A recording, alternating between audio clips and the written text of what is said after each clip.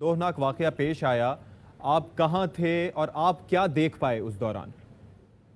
जी, मैं लाहौर एयरपोर्ट पे था। मेरे मामू ने वापस अमेरिका जाना था, तो मैं उनको ड्रॉप करके आ रहा था।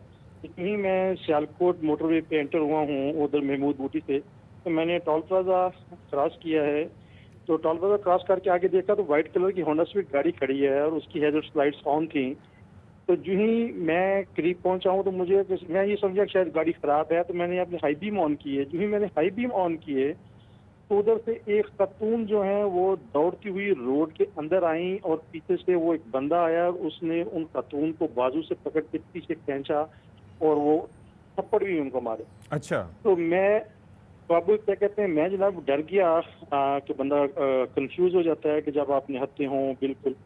तो मैंने फौरी तौर पे 2 बज के मैंने मोबाइल उठाया, 2 बज के 47 मिनट थे। मैंने फौरी तौर पे 15 पे कॉल की और विद इन 5 मिनट्स 15 से रिस्पॉन्ड आ गया। मुझे वो पुलिस की कॉल्स आनी शुरू हो गई कि सर आप किधर हैं, आपने क्या देखा। तो मैंने उनको बताया कि यार टोल प्लाजा क्रॉस करें, 1 किलोमीटर आगे जो ऑनवर्ड सियालकोट की तरफ आप आएँ तो वहाँ पे व्हाइट कलर की गाड़ी है। वहाँ पे एक मर्द है जो औरत के साथ दस्तदराजी कर रहा है। तो फौरी तौर पे वहाँ पे पहुंचे, उनकी मदद करें।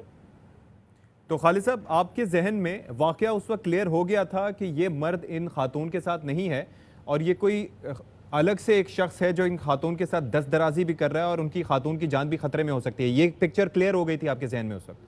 सर जी, जिस तरह से वो कर रहा था उस तरह से तो वो मार रहा था, तो वो उस वक्त तो ये कंफर्म नहीं था कि मुझे कि ये इनके साथ कोई तल्लक है या नहीं। जैसे वो एक्ट कर रहा था, उनको खींच रहा था, मारा था, उससे ये साबित हो रहा था कि ये ज्यादती कर रहा है, ये मार के लूटने की कोशिश कर रहे हैं। अच्छा, इसके साथ साथ खातून के साथ साथ 2 बच्चे भी बताए जाते हैं कि मौजूद थे और जाहिर है कि वो बच्चों के साथ ही थी। तो वो बच्चे आपको कहीं आसपास अतराफ में नजर आए और 2 लोगों के वहां पर मौजूदगी की बात की गई थी। 2 अफराद जी आपको जी, नजर दो आए लोग थे, थे, दो मर्द लोग थे हजरात? सर। एक वो मर्द जिसने इन खातून को पकड़ा और पीछे की तरफ खींचा, और एक मर्द जो है वो गाड़ी की बैक साइड पे खड़ा था। जब मैंने हाई बीम ऑन की है तो उसके अंदर जो मैंने देखा है।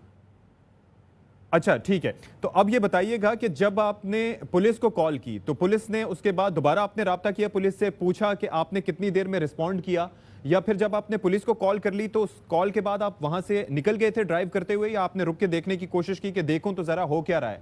जाहिर है नहीं ऑब्वियसली नहीं सर, आपकी अपनी मैं सेफ्टी भी बड़ी अहम थी। जी सर मेरी क्योंकि ये जो सियालकोट लाहौर मोटरवे है, ये दिन के टाइम तो ठीक है, रात को ये जिस रास्ते से गुजरती है ये सुनसान बियाबान है। अच्छा। और मैं वहां से मैं 120 की स्पीड पे मैं जा रहा हूँ और मैंने मुतअद्दिद कॉल्स फिर मुझे आनी शुरू होगी पुलिस डिपार्टमेंट की तरफ से कि सर आपने क्या देखा, किधर देखा। मैं उनको बार बार बताता जा रहा हूँ, यहाँ तक कि जो एग्जिट नंबर 5 है जो डस्का सियालकोट का आता है, तो मैं वहां से एग्जिट लिया और मैं सियालकोट की तरफ गया। वहां तक पहुंचने तक मुझे कॉल्स आ रही कंटिन्यूसली पुलिस की। तो फिर जब मैं सुबह उठा हूं तो मैंने ये न्यूज में देखा कि ये तो वाक़ा हो आपको गया। मुझे क्लियर हो बहुत गया दुख और आपने हुआ। गाड़ी भी देखी तो आपको पता चल गया कि यही वो बदकिस्मत खानदान था जिसके साथ ये अंदोहनाक वाकया पेश आया।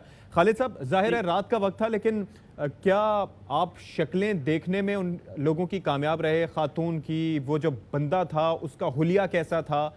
कुछ आइडिया आप लगा सके? अगर वो शख्स आपके सामने आए तो आप पहचान पाएंगे उसको?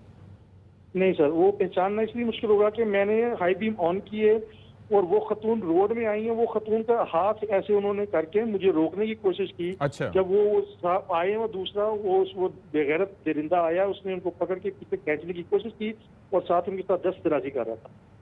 तो खालिद साहब, जिस टाइम आप वहां से गुजर रहे थे, 2:47 का आपने कहा, उस जी, वक्त दो क्या बज के रात के, तो उस वक्त आप समझते हैं कि और भी गाड़ियां वहां से गुजरती रहती हैं मतवातर, या फिर इक्का दुक्का गाड़ियां उस रोड से गुजरती हैं रात के इस पहर? इक्का दुक्का जी, इक्का दुक्का हैं। जो कार्गो ट्रक्स हैं, ये जो क्या कहते हैं कैरेज वाले हैं, ये मजदे ट्रक ये गुजरते हैं।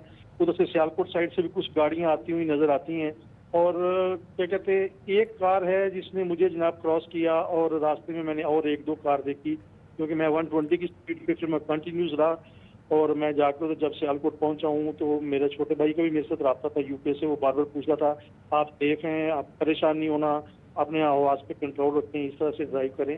जब सुबह मैंने देखा मुझे बहुत दुख हुआ इस चीज का कि यार उधर अगर इस जगह पे हमारी अपनी बहन, माँ बहन, बेटी हो तो हमारे ऊपर क्या गुजरती है और हम मर अच्छा, तो जाती खालिद साहब, है। ये जो रोड है ये लिंक रोड था या ये एक्चुअल मोटरवे था जहां पर ये वाकया पेश आया?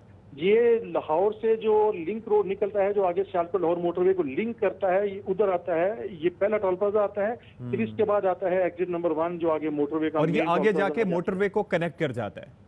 जी तो सुनसानियत की असल वजह एक ये भी हो सकती है कि चूंकि ये लिंक रोड है तो जाहिर है कि यहाँ से वही गाड़ियां गुजरती होंगी जो जाके कनेक्ट करती हैं मोटरवे को। मोटरवे पर फिर जी भी सर। निस्बतन रश होता होगा।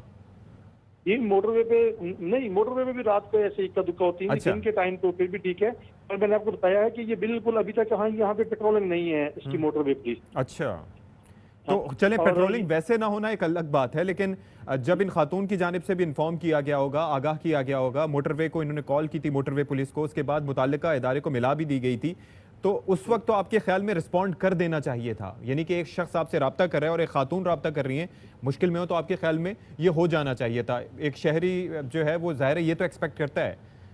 सर डेफिनेटली हो जाना चाहिए था। जो मैंने न्यूज में सुना कि 2 बजे उस खातून ने मोटरवे के हेल्पलाइन पे कॉल की, उन्होंने उनको कनेक्ट करवा दिया, तो मैंने तो कॉल की है 2:47 पे इनको। ठीक है, ठीक है। तो खालिद मसूद साहब, एक और चीज़, जाहिर है कि आप शहरी हैं और इस वाक़े का आपको भी काफ़ी गम और गुस्सा है, तो अब जहन में ख्याल आता है कि काश उस वक्त मैं कुछ कर पाता, किसी तरह से मदद कर पाता, सिचुएशन की अवेयरनेस होती। जी मैं यकीन करें, मेरी ना आंखों के सामने वो सीन है। उस बहन बार बार आ रही हैं कि वो किस तरह से रोड में आई बेचारी, उन्होंने मदद मांगी, और उस वक्त अगर अवेयर होते शायद मैं वहां पे गाड़ी पीछे खड़ी करके थोड़े हाई बीम ऑन करता, तो ये आगे क्या कहते हैं वो लोग भाग जाते, इस खातून को कोई शेल्टर मिल जाता। जब सुबह मैंने सुना, मेरे तो रोंगटे खड़े हो गए जनाब। क्या कहते हैं कि मेरा दिल चाह रहा था मैं जोर जोर से रोऊं कि ये क्या जनाब क्या कहते हैं सूरत हाल है। इस मुल्क में ऐसे ऐसे दरिंदे भी हैं, बच्चों के सामने उन्होंने उस माँ के साथ ज्यादती की। इतने बेगैरत लोग भी हो सकते हैं। ठीक है, शुक्रिया आपका खालिद मसूद साहब। ऐनी शाहिद इस वाक़े के हमारे साथ थे, और जाहिर है कि पुलिस का काम ज़रूर है कि वो शहरियों की मदद करे, आवाम की मदद करे, लेकिन बतौर शहरी हमारा भी काम है कि हम जिम्मेदारी का मुजाहरा करें।